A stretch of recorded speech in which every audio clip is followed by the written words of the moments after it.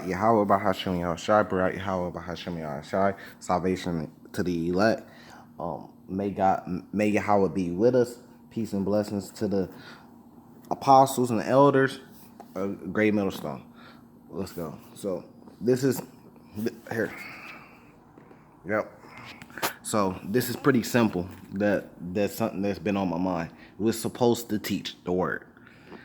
I've been running into a lot of people that like to say, "Oh, this is their favorite line." Okay, well, you could believe in the Lord, you could follow the Lord and everything, but it's not your place to judge other people and tell other people what to do. Whatever fits their life, and whatever is right for them is right for them. You shouldn't be out here trying to get people to follow you or do whatever. Okay, but let's see what the Lord says about that. It's pretty simple. We're just gonna jump into the scriptures because that makes no sense. Okay, let's backtrack. That makes no sense. So if everybody just did what they wanted to do, right? And there was no order.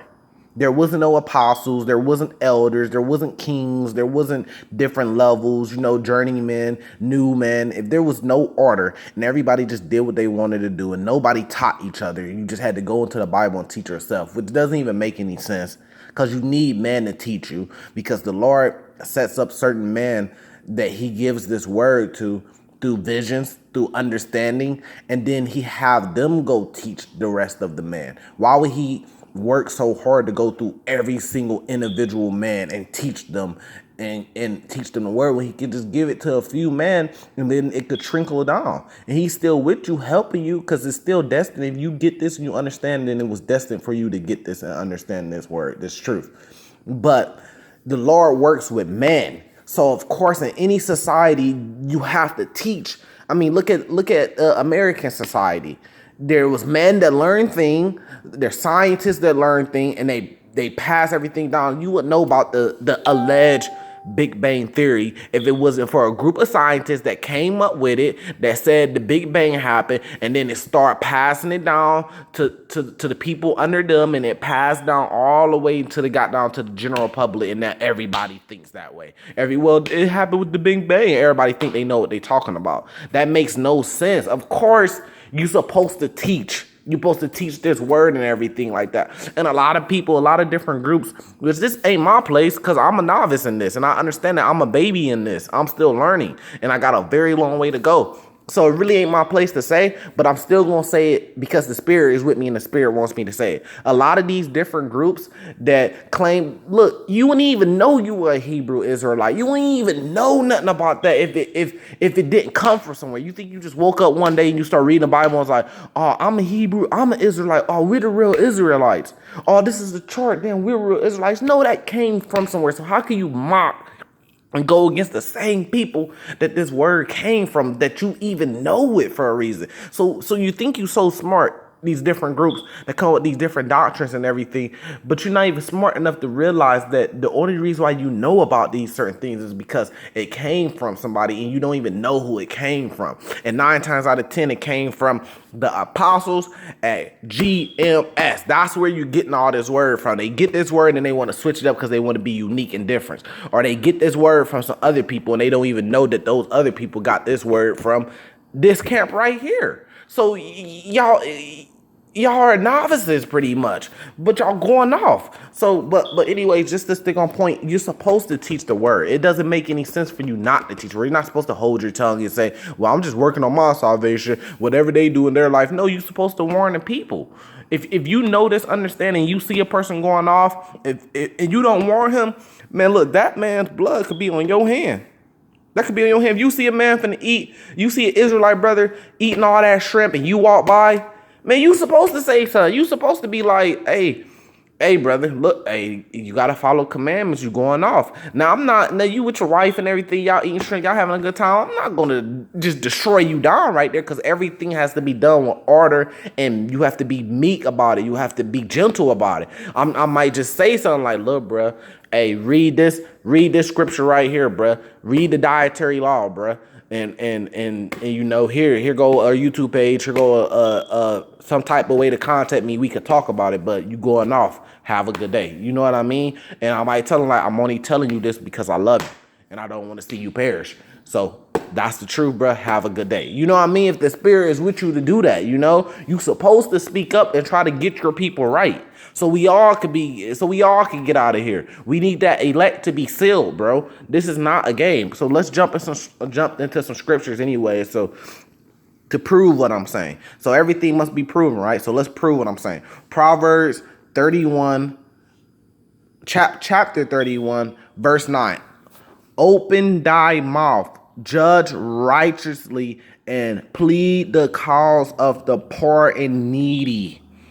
So not just poor, but needy. These people, if you're in sin, you're a part of the needy. You need to get that truth. You need to get that light in you and that darkness out of you. Period. I mean, open thy mouth, judge righteously. It's right there. We just gonna jump. Let's just jump from scriptures. Let's just jump some scriptures, pretty much. Let's go to Isaiah. See, I love Isaiah. Isaiah be going down. We already know about Isaiah. Let's go to chapter 30. Let's start at verse 10.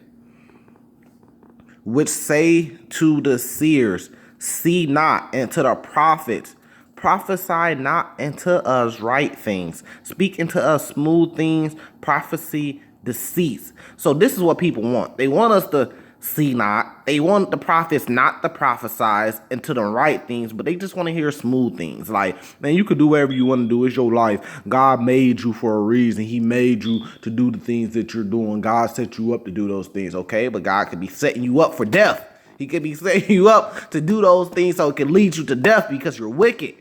So do you want to go that route? No, you want to have life. So they want to hear smooth things. They don't want to hear the rough things. They don't want to get rebuked. They don't want to be told that they're going off. I love that. If I'm going off, I need to be told, okay, man, I'm finna rebuke you. I'm going to take that on the chin, and that's going to make me stronger. I'm going to go back and correct it until I get it right, and try to, because look, you're playing with your life. You're playing with your life. But let's keep going. Verse 11. Get you out of the way, turn aside out of the path, cause the Holy One of Israel to cease from before us. That's what y'all want, huh?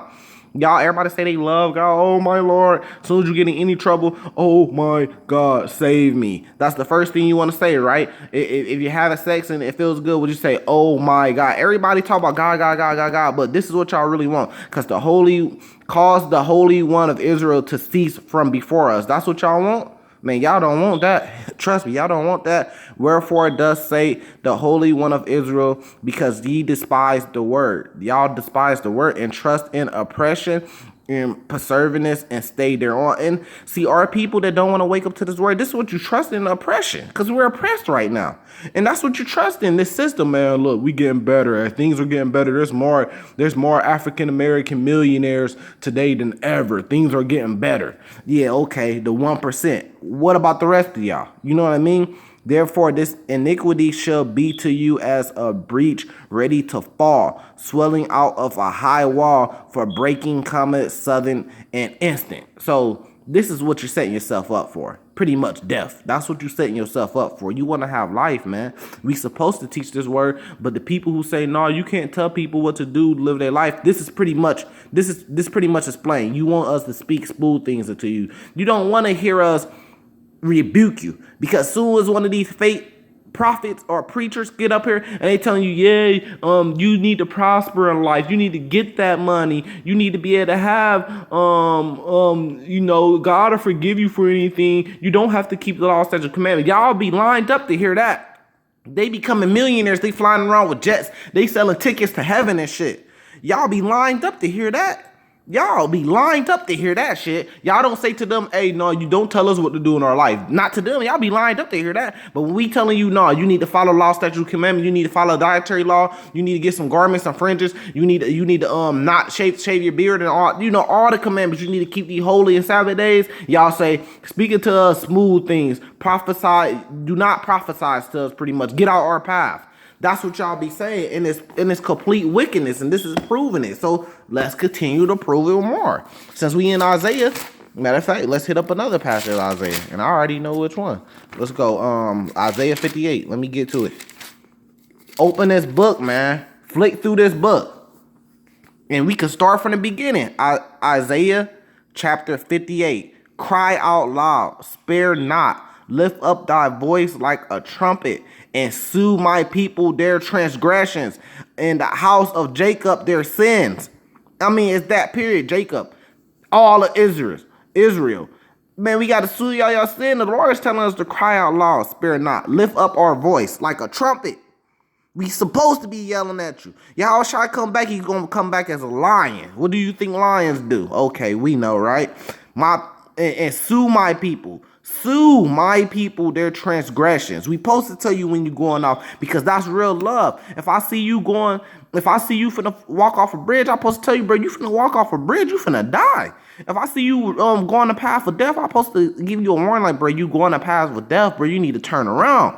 I'm supposed to tell you that because that's real love. If I don't tell you that, then I ain't got no real love for you. Yet they seek me daily and delight to know my ways as a nation did righteousness and forsook not the ordinance of their God. They ask of me the ordinance of justice. They take delight in approaching to God. That's what we do. We seek the Lord daily. You need to go pray. You need to get down on your knees. You need to talk to the Lord daily, every day. And you need to seek righteousness. How can I make myself better? How can I make myself more righteousness? Every single day you need to be working on that. It doesn't matter. Don't let a day go by without working on that. Period. Let's jump to Galatians chapter 6. Let's start from verse 1. Okay. Brethren, if a man be overtaken in a fault, ye which are spiritual, restore such an one in the spirit of meekness, considering thyself, yeast thou also be tempted. Pretty much saying, don't get set up to the point that you're tempted to do the same thing he is. But it's pretty much saying rebuke him. Restore him to righteousness. If you see him going off, what I just explained, you see him finna go towards the path of death, tell the brother, you need to turn around, you need to do this to get right, bro. But I'm not gonna get to the point where I'm going to let you start making me go off dealing with you. Either you're going to hear the word or not. If you don't want to hear it, then hey, you gotta deal with that. Bear ye one another burdens, and so fulfill the law of Christ, of Yahweh. Shy. For if a man think himself to be something when he is nothing, he deceiveth himself. But yet every man prove his own work, and then shall he have rejoicing in himself alone, and not in another. For every man shall bear his own burden. Let him that is taught in the word communicate unto him that teacheth in all good things. Be not deceived, God is not mocked. For whatever so a man soweth, that shall he also reap. So pretty much, man, you gotta keep the law, statutes, and commandments. If you see your brother going off, restore him such an one in a spirit of meekness and considering thyself. So I'm still going to consider myself while I'm trying to restore you, but I'm going to restore you in meekness. Like I said, when you see a brother eating shrimp at a restaurant, you ain't got to go over there and rebuke him sharply and beat him down, and get in a fist fight with him and punch him up and throw his shrimp out on the ground. And you ain't got to do all that, man. Look, just say, look, brother, I love you. Look, you need to follow the commandments, laws, and statutes, dietary law. Check these scriptures out. This how you could contact me. Let's talk about it, bruh. Because, you got to do it in meekness. There's a time and a place for everything. Now, there is a time where you're going to rebuke them sharply. If they scoffing at you and they on your platform and they come to you and they scoffing, then I might have to cut you down. You know what I mean? That might happen. There's a time and place for everything. There's order, righteousness. We have to act like men. We have to act like kings. You know what I mean? If anything, you gotta act like kings. Do everything righteously. That's the point. That's where we're trying to get to. Everything done righteously. Here, let's jump to here. Let's find Timothy 1 Timothy chapter 5, right here. Give me a little time. Verse 20. Let's just see what verse 20. Them that sin rebuke before all, and others may also may fear it. So that's great. That's big right there. Look, you rebuke, but we're not just gonna rebuke you in private. Sometimes we might, if that's what the occasion calls for. But really, you want to rebuke in front of all that others may fear. And you're going to rebuke sharply, bro. So everybody can see. That's why a lot of brothers are out there on the highways and byways, and they got their videos going up while they're on the highways and byways, and you see them rebuking everybody. But that's giving warnings to thousands of other people who watch their videos that at home. Like, damn, look at that clown. He just got rebuked. He just got tore down. Damn, I need to get my shit right. I can't be doing that. I can't be no clown like him. So everybody could see it. So it's like an example. And the Lord to make an example out of plenty of men he had before, and it's gonna come even worse during this time. So you want to get right. When another brother is getting rebuked, you might be getting rebuked just through the spirit. If you going off just like that other brother, but you got spirit though, because you ain't have to get rebuked in public. You know, you sitting in the back like, damn, I'm doing the same thing he doing. Damn, I'm going off. I need to fix myself so I don't get rebuked like that. You know, it's an example. You know, we got to get our people right. Let's go to 2 Timothy chapter 4. Verse 2. Preach the word, be instant in season, out of season. Reprove, rebuke, and start with all long suffering and doctrine. So you have to be ready to teach in and out of season. If pretty much mean if you at church, which if you on the highways and byways, if you on these videos, you need to be ready. If somebody come up on your comment board, somebody come on your comment on different social media and they ask some questions and they challenging you, don't run and hide from and say, look, man, if you don't get it, you don't get it. No, you have to be ready to bring up scriptures to prove what you're saying and rebuke them. If they going off, rebuke them. And the point is people say, well, you can't tell other people what to do, what other people what to say. But what does the Lord say that y'all love so much, right?